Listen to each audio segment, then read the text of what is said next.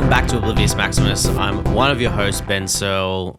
Joining me as always is Aaron, the other host. I'm right here. We're back in the studio. Yeah, none of this recording at home shit. Like these fucking loser podcasts that you see around. Just don't even try, cunt. Yeah, we're back in the building, baby. Back in a proper studio. Yeah. None of your fucking lame ass Zoom recording shit. We don't have one guest. So No. it's just another week with the boys. Yeah, no, I think, we're going to do more of this. Yeah. It's good fun. We will have a guest, the next one, though. Yeah, well, we plan to have more guests over Comedy Festival, and I don't know if we said it on the last one. Hard to get comics To do something at nighttime. do something at nighttime or during the days on the weekend. Yeah. Like the Comedy Fest, I guess there's like shows on during the day and Yeah. stuff like that, or people are doing their own live pods and stuff like that.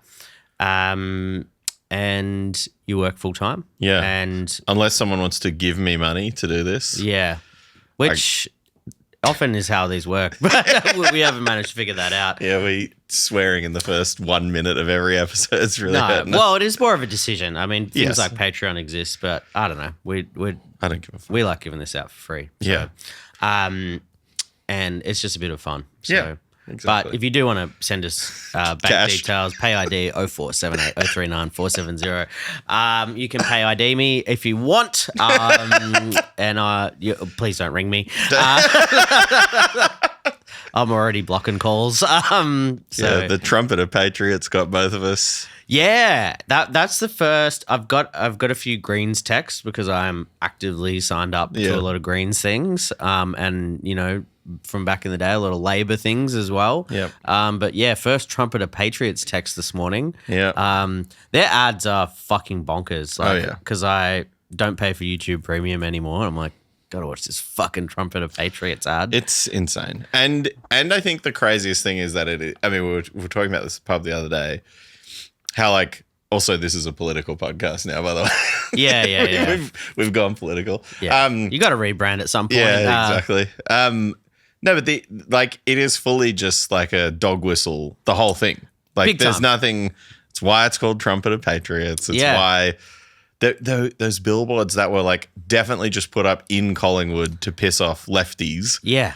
Like him with Tucker Carlson, It's like, fucking bonkers. and Clive Palmer's not even allowed to be a sitting senator or something like that anymore. Like, yeah, there's one like big sign, like big billboard across from my gym, and I was like, Googling like, how do you do that spray paint thing in the extinguisher thing? Like, how do they do that? well, there was a good one that I sent in our group chat the other day that's directly above the Jam Hut where extortion practices. That's the one. Yeah. Yeah. And it's just the things that people are like, they've just blacked out, like redacted things. And the first thing it says is go me.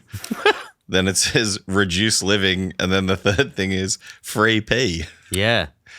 And, I mean, that'd get a lot of people with that's free pee. that's the kind of humor I'm into. Free pee. Yeah, free pee. And then they've rubbed out every time it says country on the poster, they've just turned it to cunt. So, Yeah. Classic. classic. You can't beat that. Can't beat that. Clive still hasn't figured out a way around changing it to say cunt.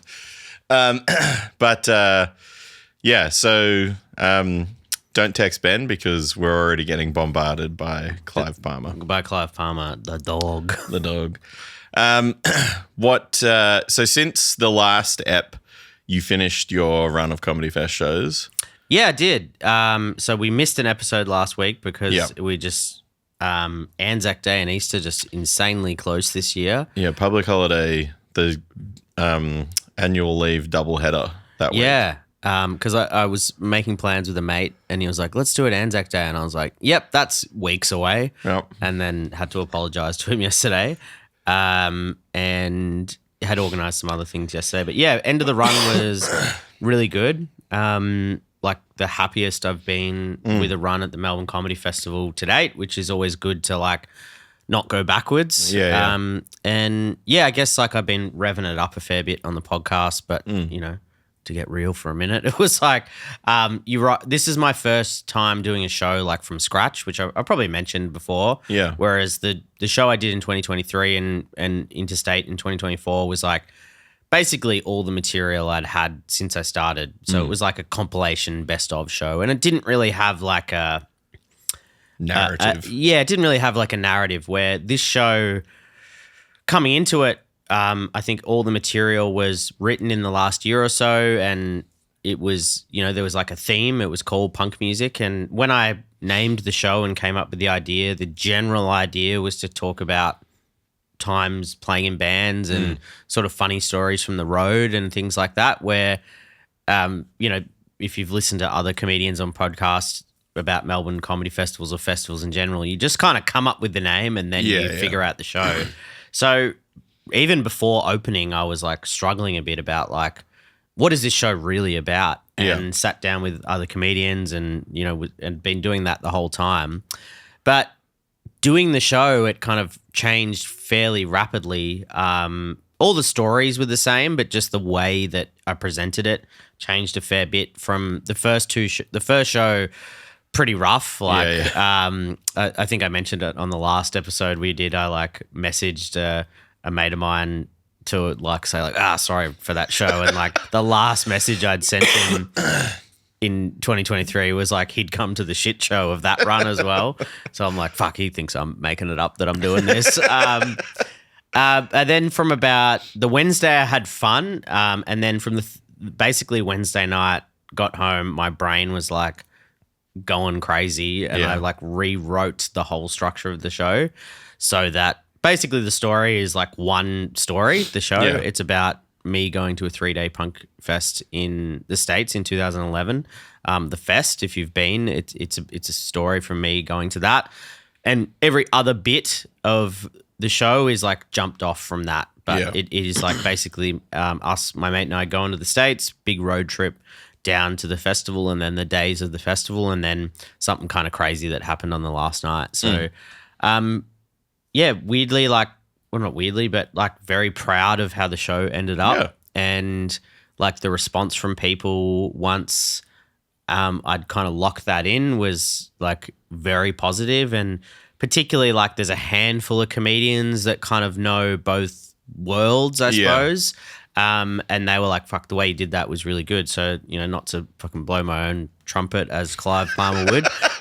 But yeah, I think, you have your career, and I guess to relate it back to music, it's like, you always want to kind of be leveling up or go like, oh, we did something different on this album, or we pulled off this concept. And I think for me, it was like, felt like I'd kind of hit a new level, and some comics I had started out with had been like, oh, you've kind of leveled up a bit, which is always hard to tell yourself. And also just doing, 12 shows in a row and a bunch of spots at the comedy festival, it's like tour tight. You just like, get better as you go. What if you did this thing heaps? And it's like, of course you get better. Well, I saw it in the first week and then in the last week, like one of the last shows. And it certainly like was so much tighter the second time I saw it. Yeah. And I think also just, just like, and just the festival's on, like it's like the peak of comedy stuff in the Australian calendar. Yeah. And, just seeing a bunch of shows is very inspiring, and, it's like going to a big festival. You like get to see all the bands and stuff at their like peak, and it's just a great time. Now Melbourne, this is going to be my first year without an overseas trip in a couple of years, and not doing Edinburgh this year, which I'm sort of regretting because hearing people talking about going, I'm going to have to fucking delete Instagram off my phone for that month. But just kind of like going like, oh, I got something now. So in the middle of kind of organising an interstate run now. So hopefully should have that announced relatively soon. But it's been, it was a fucking awesome month. Yeah, good one. We thought today, this time last year, we did a little episode that was like top things. Yes. And weird timing, that very on brand for us to do something like this when it's not really the time to do it. But I thought this time, instead of doing like top things, just do it as like full on recommendations. Yeah. Because often I think the other thing too is we obviously talk to people and about things here that are interesting, and there are people that are lovely that we want to speak to. But then I think, often then inherently you just talk about stuff that you like. But I think there's stuff that we've both been checking out over the last 6 months that we're really frothing that, I thought we could talk about without it needing to have the lens of a top. Yeah. It's just stuff that's good, right? Yeah. Now. Yeah, well, it's sort of interesting. Like I obviously coming out of the comedy festival saw a bunch of shows that I loved. Yeah. No point giving those recommendations now because they're done. Well, although a lot of their Brisbane and Sydney comedy festivals are starting now as well. So check those out. There's a lot of acts from here that. And, it's like the time of year to see international acts. But also I've just been getting home and watching shit when I'm not doing that. It seems like a few shows are kicking off again. Like The Last of Us has started. Yeah. Watched the first episode of that the other day and was like, oh, yeah. Like, I feel like anytime a new season drops, I'm like, I got to watch some sort of recap of the last. Dude. What's something actually, it's Andor has just. Has that started? Yeah. The first couple episodes are online and I haven't watched them yet, but Disney Plus is serving up the watch the recap. And every day after work, I'm like, gotta watch that recap because there's no fucking way I'm going to remember all the little bits spy political stuff from the first season. Yeah. And it's going to start and I'm going to be completely trapped. So I got to do that with Andor. Yeah, well, I'm glad it's sort of good now that I don't have any of the streamers much anymore because I'm special. But so I'm watching some guy on YouTube recapping the shows, and it's I don't know if I talked about it on here, but I'd never watched The Walking Dead. Yeah, and before Comedy Fest, I was that was my coming home late at night from gigs show that I'd watch an episode of, and. Also, I got up to a season where I'm like, this season sucks. Yeah. And I just watched a recap of that season and just then skip to the next one. Yeah. And also, if a character I don't like is in it, I'm like, when does such and such die? Which is great for watching a show that's 15 years old. Yeah. And entirely about people dying. Yeah. So he's going to go. But also, all the recaps are old as hell, and it's old YouTube recaps of guy the Watch Mojo which doesn't really exist anymore. But I watched the new episode of The Rehearsal, the Nathan Fielder show, and I'd forgotten a lot about that first season. So I was like, oh, I actually should, because it's coming out week to week, which the streamers have finally figured out, the dogs. Yeah. It took them a few years. And we're like, yeah, we shouldn't release them all at once. I'm like, yeah, no shit, cunt.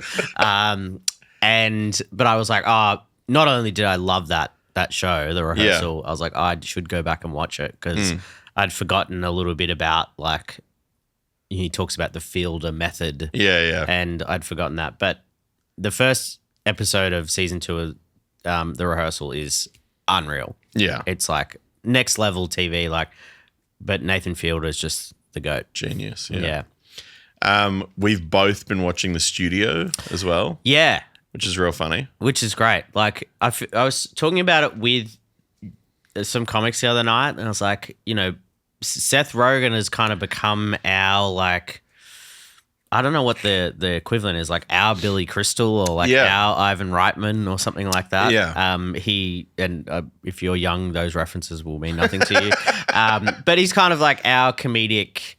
I've watched him since I was, Superbad is one of my favorite movies. Yeah. And now there's still diarrhea jokes in The Studio. Yeah. But it's, the filmmaking is fucking incredible. Yeah. And Ike Barinholtz is so fucking funny in it too. Yeah, I think he's this is the first role of his I've seen where he's given a bit of a media role, I suppose. Yeah. I've seen him as the kind of... He's always the comic relief and everything else. Yes. The Mindy Project, he was very much the dumb guy. This guy's got to have a joke every time his face is on screen kind of thing. Yeah, The Studio I'm loving, and yeah, it just looks amazing as well. Yeah, 100%. I mean, the other thing too, not that it's a surprise, but like every fucking thing Apple TV or like Apple makes looks incredible. And there's no surprise that like... Except for that Vince Vaughn monkey show. Oh, yeah. Our friend Helmet's. Our friend Helmet like posted in our group chat like, I've been enjoying episodes of this, and I was like, no way that show's good.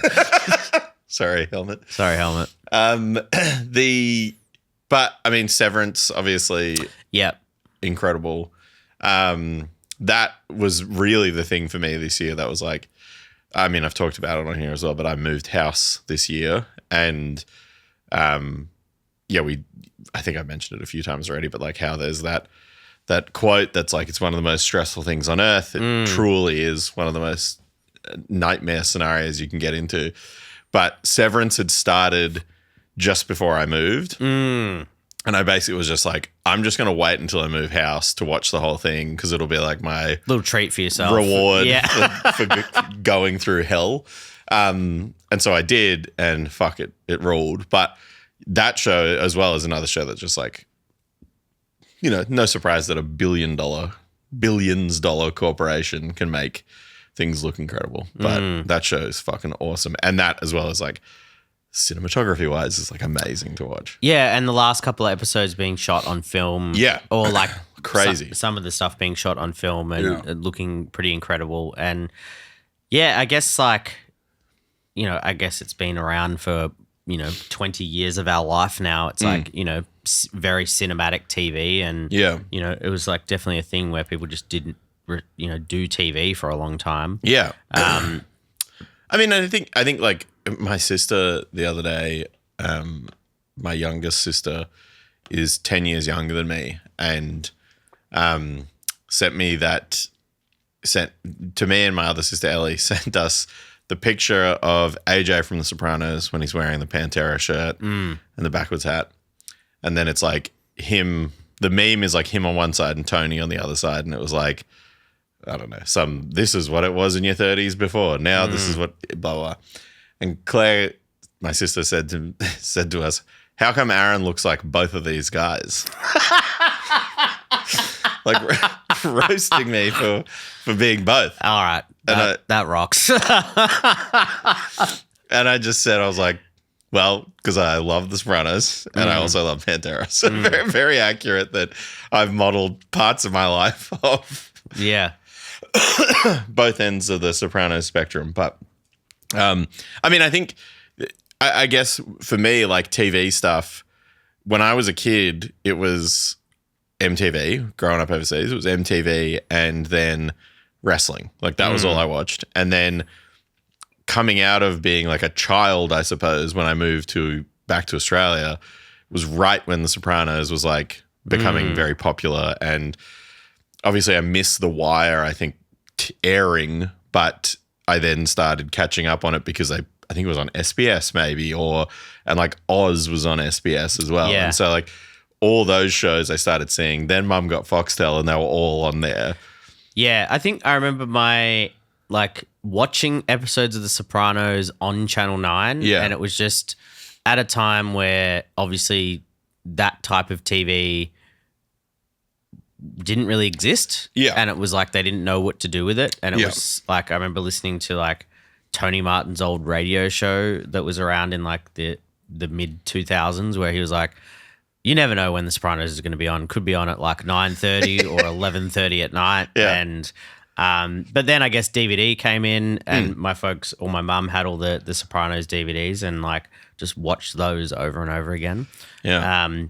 But it seems like we're in a like, because I still watch a lot of movies, but TV just seems like there is such good TV now. Yeah.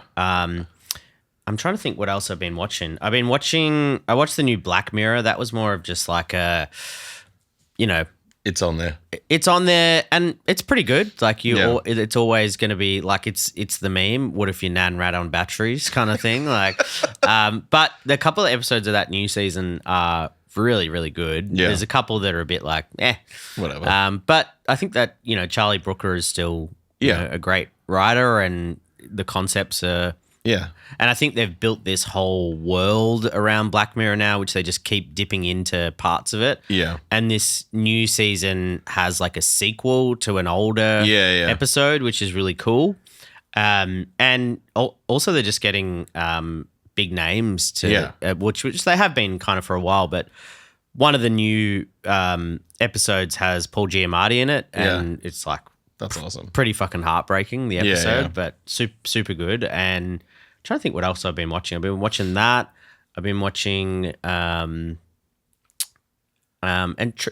trying to watch a few movies that are coming out as well, but it feels like we're in a little bit of a flat spot for movies at the moment. Yeah. And I've found it, which I've definitely talked about on here, I've found it really challenging to go to the movies post-COVID. Like, people are just animals in a cinema now. And I do not have the patience or the wherewithal to deal with that anymore. Real boomer areas for me on that, but like, actually maybe not, because boomers are part of the problem every time. Yeah. They're always the ones fucking talking in there. But well, I think we're just past like the Oscar season. Yeah, that too. So that like, I think things will wait for a bit. Cannot wait for this Tim Robinson, Paul Rudd movie. Oh, yeah. I'm trying to not watch anything about it. Yeah. I don't want to hype it up for myself. Yeah. I watched the trailer and obviously was like laughing at a trailer, which I don't think, happens very often to me anymore. But I'm very excited about that too. Obviously suits both of our sense of humor quite specifically. Yes. I watched, this is not a recommendation. If anything, it's a recommendation to not watch it. I think like a lot of people, I was a pretty big cuck for the old Marvel Cinematic Universe for most of my, it was like 15 years. The biggest movie thing in the world. Yeah. And I think, I'm not saying anything controversial here, but like the last 7 movies or whatever have just been like absolute dog shit. Like they've completely lost the plot there, like, which is obviously why they're bringing the homie Robert Downey Jr. back for the next big one. Yeah. They just like have completely lost their way. But I had heard that the Captain America with Harrison Ford in it was bad. I've watched this and like, brother, I watched it like 2 days ago. I just waited till I could download it because I was like, I'm not paying to see this. So I waited till it could be downloaded it, and boy, do I regret that 2 hours of my life that were lost. Yeah, I watched most of it while I was on my phone. Yep. Classic. And it's bad. Like, I think a lot of us will do the whole phone in hand while watching something and then get caught and you're like, go back, rewind, put the phone down. Yeah. That I was like, who gives a fuck? Yeah. And I think I know a movie's bad when I like just skip dude. 40, like half an hour of it towards the end. And also just like, I was like, they had a chance to kind of like make these movies good again or whatever. Yeah. And I think the thing that sucks ass is that there's all these people who have devoted so much of their life, like that Anthony Mackie, he's like devoted the last fucking 15 years of his life to being this character. Well, he pops up in the studio. Yeah. And I guess like, I'm trying to think like, I don't think I've seen him in anything outside of. Well, I think for a lot of those guys, it's hard to make anything else. Yeah. Because they have to be available to make these movies that they're contracted to. Yeah. I think the things that I've seen him in is like an episode of Black Mirror from a few years ago. Yeah. The studio. And I know he's done other stuff, which I, haven't really gone out of my way to watch. But I kind of just think of him as a Marvel guy. Yeah, yeah. And I'm sure he's a great actor. And, I've seen him be a great actor in other stuff, but it's like, you're just in this like dead wave of yeah. And like, I mean, again, I've talked about this before, but there is that meme, that Marvel movie meme that's like, I don't like my Marvel movies with baseball cap, American like army recruiting video. I like it like this, and it's like all the space shit. Like, yes, I want sci-fi crazy comic book characters. I don't want like some fucking shitty Bourne Ultimatum type movie. Like, let Tom Cruise make Mission Impossible. Because that's going to be the sickest thing on earth. Yeah, and I think it's like I remember people talking about this a while ago, where it's that now every and Andor, which I quite like, is an example of it, where it's like media, like that could just be a good cop show. Yeah, like sure. Why does it have to be set in Star Wars uniform? You're not a cop show, but like a political espionage show. Sure. Everything is set within these worlds now, because they need the safety of IP to like keep them together. But I think now you watch something that is not a part of all that, and it's sort of exciting. Sure, yeah, absolutely. I mean, I think the thing for me with that Captain America movie, like obviously I knew it was going to be bad, and I saw that it was bad, but watching it, I was like, boy, these things cost so much money to make. And like, if it was, like, again, to your point, like, if it wasn't a Marvel movie and you took out these couple things that make it like the brand name that it gives, it would just be a shit movie. Like, that's all it would be. It would just be a shit movie. Like, and I think someone was saying, like, I wonder how much, like, as part of Harrison Ford's contract, they were just like, you cannot release the motion capture of him, like, with the dots on him. Man, I would love to see. I got to see that. I think the I very much as well subscribe to the, while saying all this, subscribe to the notion of like, you can't really, like, I don't like dogging on records or dogging on bands. Obviously, personally, I'm happy to do that if someone wants to talk to me when I'm not being recorded, but I don't like doing it and projecting it outward, I suppose. I think the difference that I have with things like Marvel movies is like, well, they're definitely like ruining everything in the world anyway, so I'm allowed to say whether it's shit or not. Yeah. Well, and I think it's just shit. That's a subjective opinion, Yeah, no, and I think, like, you want to gas stuff up. You want it, but I guess, we're talking about multi-billion dollar corporations making this shit. It's like, they can take two guys who do they don't give nothing. A fuck. Yeah. But yeah, what have you been listening to that you've been loving? So I mean, we've talked about this before, but I'm not a playlist guy generally. Yep. I'm a recordsman myself. And I really, really just love listening to records the whole way through. And then I also get very obsessed with records and will not stop listening to them. Like, I'll just run them on repeat for months. So after doing the Hard Law episode with those guys, I got in a real spiral of basically just listening to the records of the songs that I talked about on that. Yeah, great. So, I mean, listen to that. I talk about a bunch of different stuff that I like on there. But, I mean, there's a bunch of shit that's come out recently. Like, I mean, the new Chain songs are fucking awesome. That's on my list as well. The Chain is, man, they just keep doing it. They just keep making awesome stuff, and I feel the vibe that I get from that band now, and I mean, obviously it's easy to say this because they're from Perth, but I mean, it feels to me like, although it's very different music and very different time, but it's the same sort of level of excitement that I got from when Miles Away and Break Even did stuff a million years ago. Like, when they would put out new things, I'd get really excited by it. And then every show I've seen the Chain play, amazing. Every time I've played shows with them, it's been amazing. Like, them playing, that show that we've talked about on here before, that was with Aglo, was fucking unreal. With two drummers, yeah. And then, I mean, they're also just all the best guys, so that is very helpful to liking them a lot. But yeah, and then like seeing them play with Harm's Way was fucking incredible. Like, and it was one of those things where like the whole tour, I'd been saying to Harm's Way, like, oh, you're really gonna like this band, like that you play, because they're very like, Harm's Way sound a certain way, and but I know the music that those guys like, and that's a band that they would like, and they loved it.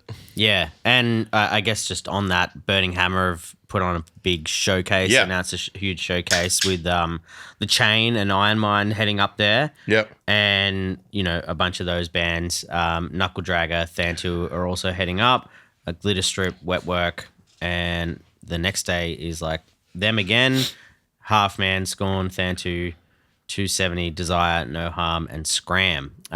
So go to those. Very tempted to fly up for those ones. June 13 and 14. Yeah. So, just, we've talked about it on here a lot as well. Some of the best shit coming out of Brisbane as well. Yeah. So I've been listening to that pretty well on repeat, the couple Chain songs.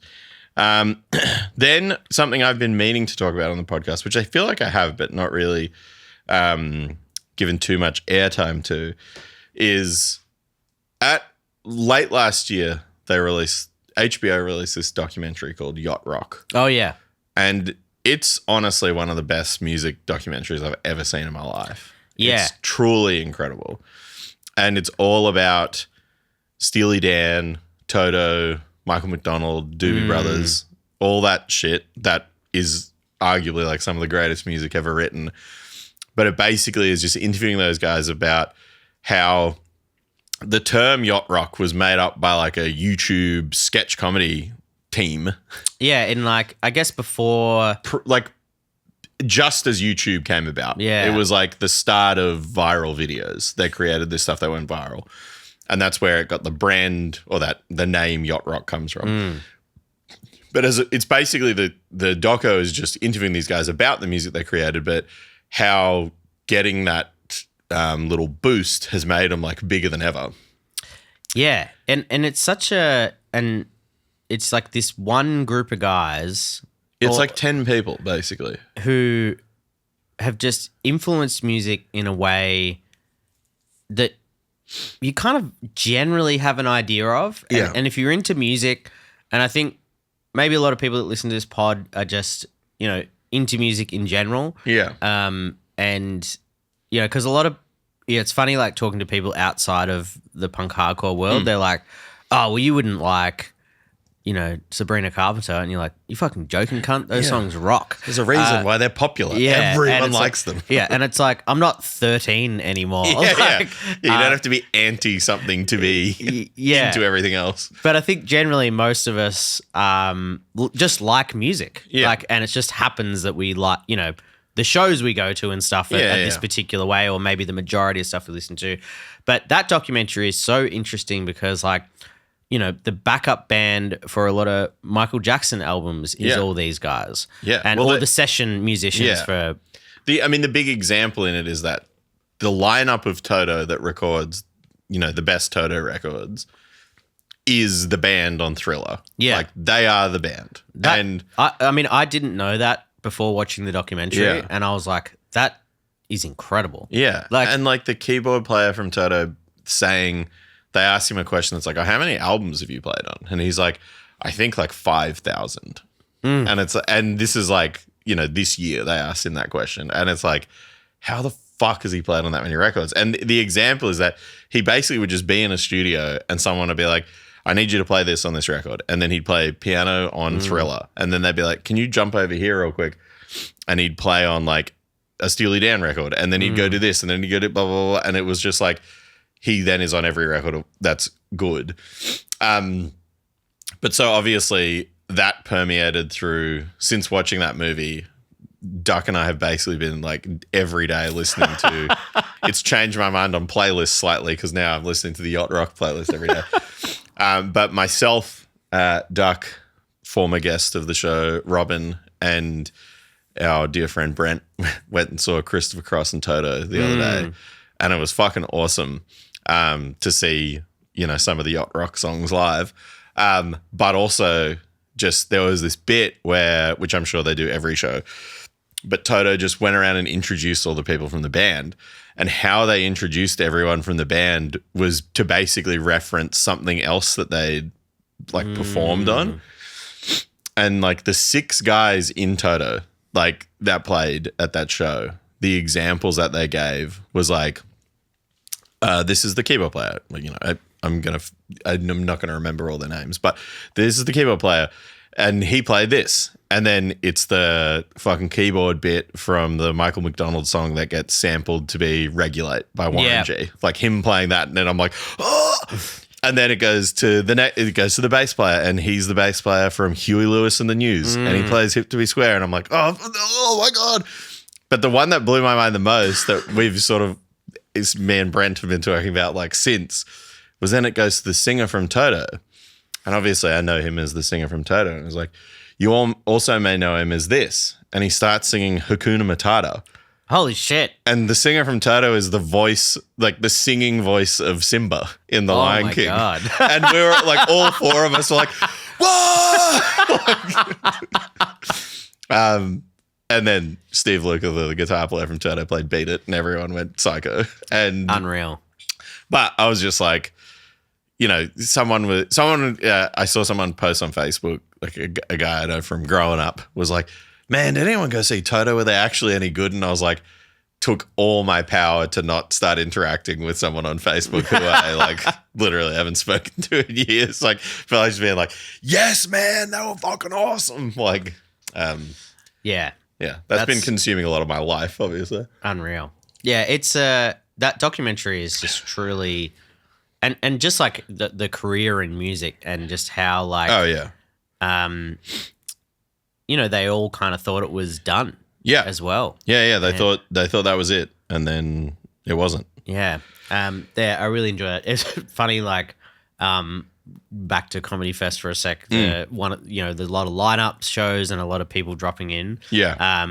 Peter Roson from Kath and Kim, Bretty from Kath and Kim dropped in on one of the lineup shows that I was like sitting in on, and like it was like a Saturday at like 6 o'clock, packed crowd at Basement Comedy in Melbourne, and the reaction of him getting on stage was truly psycho. Yeah. Like people lost their minds seeing him, and then he had a like fine set after that. But like, he's very funny. You can't always be Bretty. Yeah, you can't always be Bretty, and people are just yelling stuff out from the show. Kim shit at him. And it was like, fuck, like, that show hasn't been on air for a long time, but yeah, I mean, it's arguably one of the funniest shows in Australian history. Yeah. But yeah, it was just funny to see. Well, that's another show that apparently has got the whole like, like The American Office has had more views since being off air than it ever had when it was on TV. Like more people have watched it since it's not been on TV than when it was. And I think Kath and Kim is the same because Kath and Kim is on Netflix everywhere now. Yeah. And it used to not be on Netflix in Australia, and now it is. And it's apparently like made that show bigger than ever. Yeah. And I think it's sort of like kind of popular in America as well. Huge in America. Yeah. Like I know Summer Heights High, whatever about Chris Lilly, but that was very popular in America as well. And I guess like, people love the kitschy side of Kath and Kim as well. But but yeah, it was a funny moment to see just people lose their minds about it. Some other music stuff that I'll just spruik. So my Canberra guys have a new band called Orc. They put out a record called Concrete Dismemberment recently, which is fucking awesome. So listen to that. And the other shit that I've been listening to, I mean, also I really like the new Iron Mind song, so I'm looking forward to hearing the record, and we will have Sam come on the show soon. Yep. By the time we put this on the internet, Sam's doing an art show too. 2nd of May. Yeah. So go check that out. Yep. Sam Octagon. We'll be there. We'll be there. Actually, by the time this goes on the internet as well, we will have announced an I Exist show in Melbourne, which is exciting.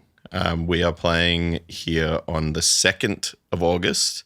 Dope. At the Tote with Big Burp, Potion, Grim Rhythm, and Thantu Thicker. Sick lineup. Yep. It'll be fucking mad. Old school and new school together. Combined at last. No, we just wanted to do a show. When I say we, I mean Aaron, because I organized it. But kind of just thought like, let's book a show that is all the bands that we kind of sound like. Yeah. like Potion, our homies from forever. Grim Rhythm, also homies, but ripping fucking band. Real bluesy, sickest shit in the world. Thantu, Canberra hardcore, gotta have it. Yep. So that should be a good show. So buy a ticket, please. It would be lovely. But also I've been listening to the Thantu stuff they put out this year, which is fucking awesome. Great EP. Yeah. So that's my little spruik. Otherwise, I've just been listening to the same shit that I wear t-shirts of.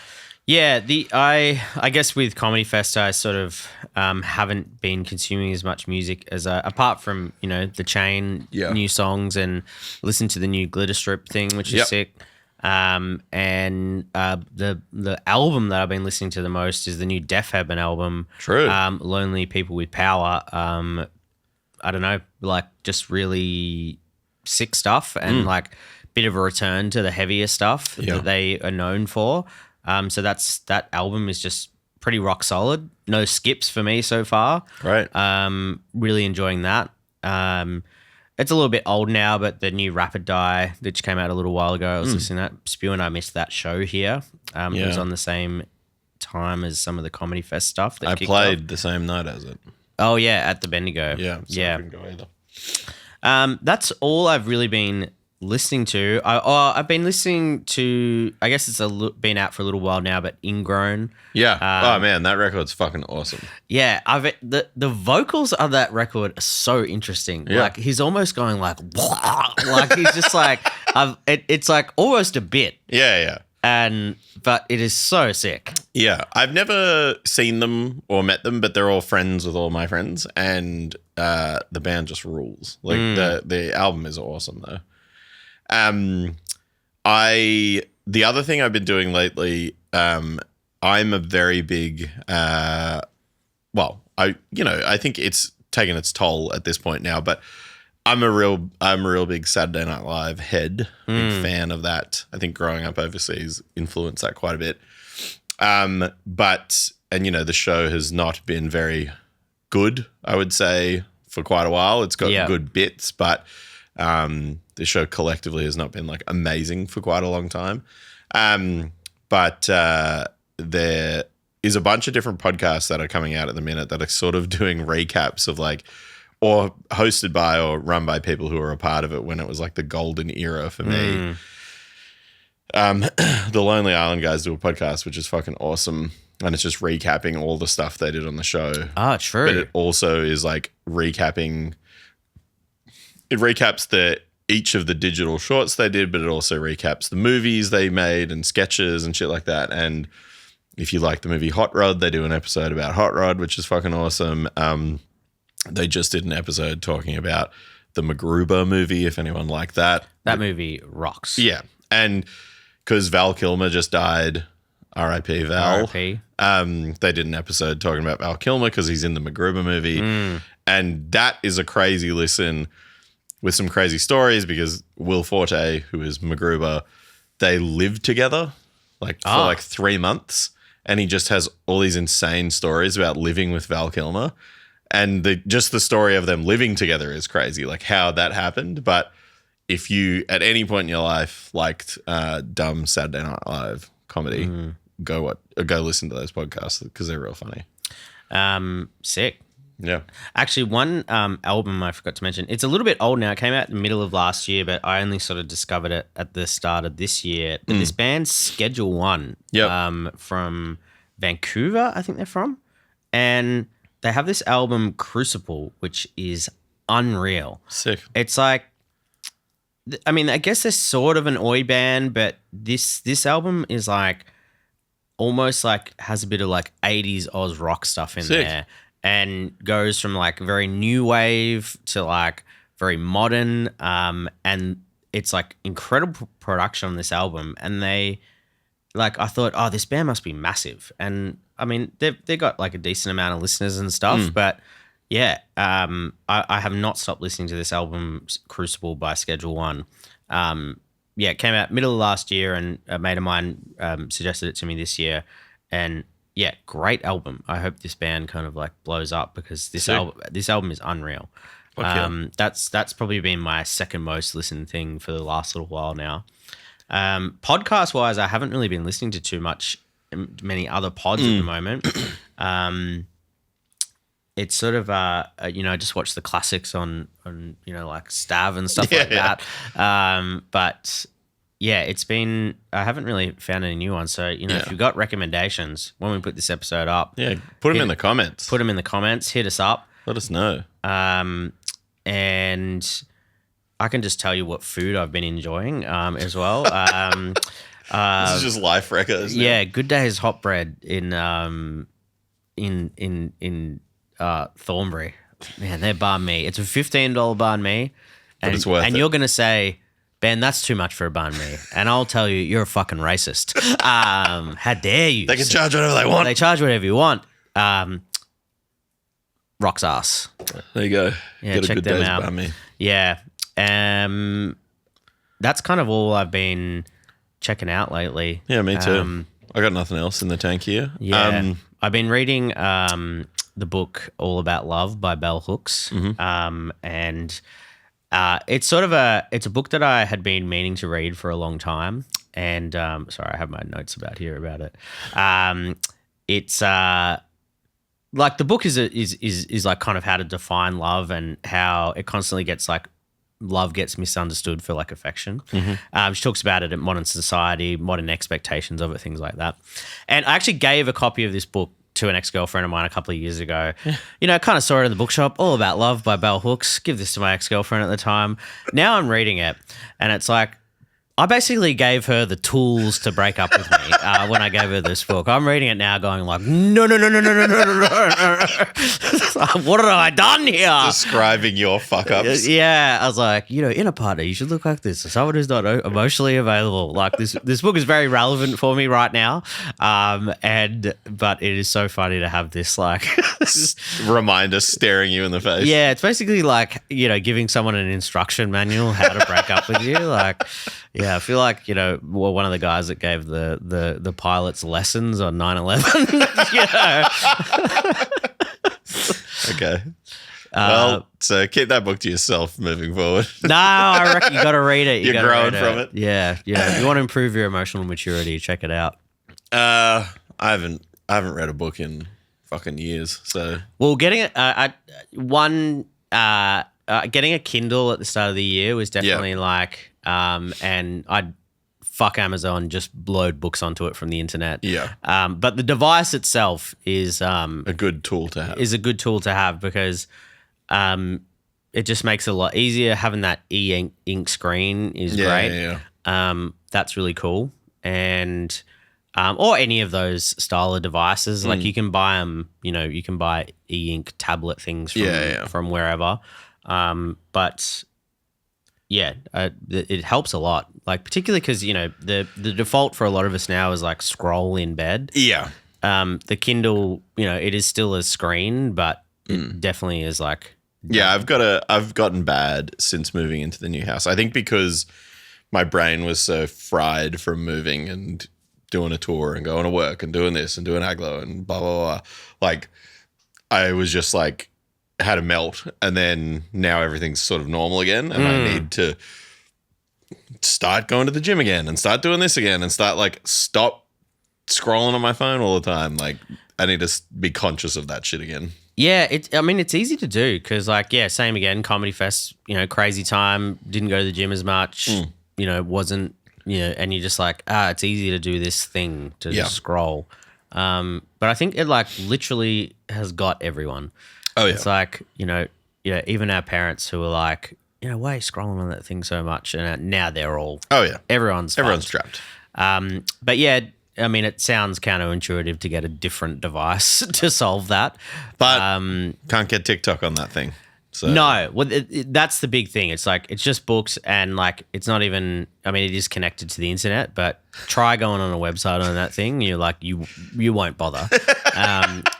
But also it's just convenient. The battery life lasts forever. Yeah, see. So a device or something similar to like that. I've read way more in the last it was a Christmas present from my mum. Yeah. Very lovely gift. And I've read way more since getting it than I had in the previous year or so.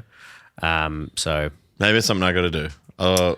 Otherwise, all I do is buy guitars and yeah, that's my recommendation. The concept of books, which is kind of true. Just read any book. Read any book. Read any book. Get off your blower. Now I'm getting this thing of my mum sending me reels that I'm having to debunk. Sorry if you're listening to this, Charmaine. But I sent a video that was she sent me a video that was clearly AI, and I'd be like, "This is AI, mate." But now with that new ChatGPT update, I'm like, now I'm a little like, well, I haven't. The I Exist group chat is obviously like highly functioning, and by highly functioning, I mean people are talking in it again because we're playing shows and we're doing stuff. And a group chat, a band group chat's up and running when someone's got the AI machine working and just sending dumbass photos. Yep. And the other day, classic being the band dad, which is the role I play in every band that I'm in, but hitting them in there and being like, hey, got to book these plane tickets. Can we do this, this, this? And then just immediately getting AI picture replies and no answer to the question that I asked. And I was like, fuck, being in a band. Why the fuck do I keep doing this? Got to do it. Got to do it. All right. Anything else to spruik before we wrap up here? No. For the first time in fucking 12 months, I don't have anything to spruik. Come to Catfish on Tuesdays. I'm there most weeks. I'll just be doing gigs around town. And yeah, we'll get back in the swing of the pod a bit more. It's been a bit all over the place over the last little while, but we got some guests lined up for the next couple episodes, so that's got some good guests lined up. And yeah, big thanks to everyone who listens. We really appreciate it. Yeah, cheers. I got these Aglo shows. No, Aglo I Exist, the other band I'm in, which I talked about just before. So grab tickets to them. We will have Aglo shows too. I don't know when they're getting announced, so I can't talk about them yet. And then Extortion's playing a bunch of these shows with Iron Lung. We're playing the Melbourne one as well as the Perth one. So check those out. Awesome. Well, thanks for listening to me and Ben talk, and check out all the things we talked about today. Cheers. Bye.